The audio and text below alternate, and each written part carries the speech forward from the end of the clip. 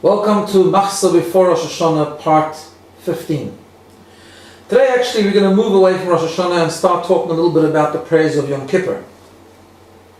So of course the first prayer that ushers in the holy day of Yom Kippur is the prayer called Kol Nidre.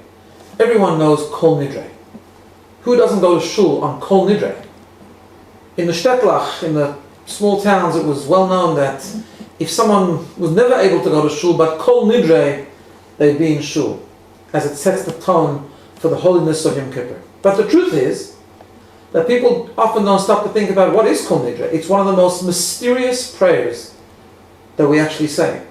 We sing it with a very solemn tune, but if you look at the translation, Kol Nidre is much more of a legalistic statement, which we do in the form of a beis din, the chazan, and 2 or 3 people carrying a Sefer Torah around him, and representing the congregation, and together with the congregation, they recite this declaration called Kol Nidre, which is the statement of annulment of vows.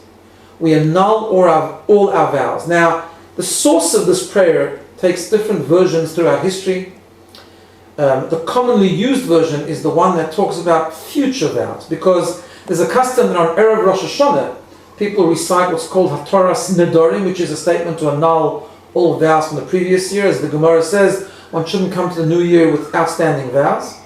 But then, on Kol Nidre, we make a statement annulling and abolishing all oaths and vows and promises that we might take miyom kippurim zeh, from this Yom Kippur to the next Yom Kippur.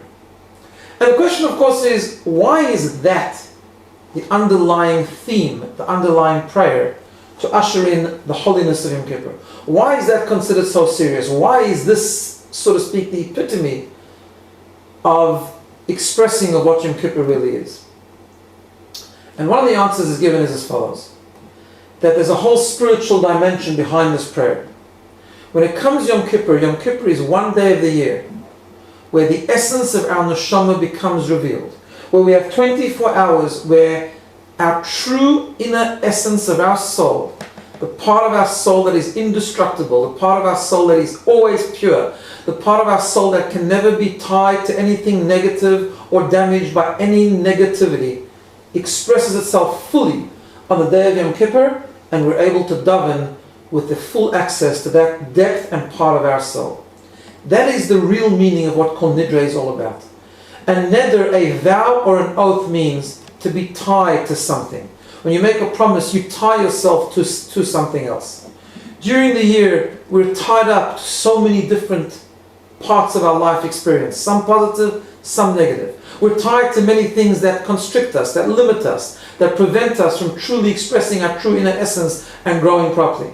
When it comes Yom Kippur, the tefillah, the prayer that sets the tone for Yom Kippur and ushers in this day, is Kol Nidre. Any vow, any attachment, anything that we might be connected to disappears. That's the declaration. That's how we start Yom Kippur, by abolishing all those connections and saying that I know that for the next 24 hours I am completely free. My neshama, my soul, is free to express itself to its fullest, to reach the greatest heights of connection with Hashem on this holy day. Have a wonderful day and a good Shabbos.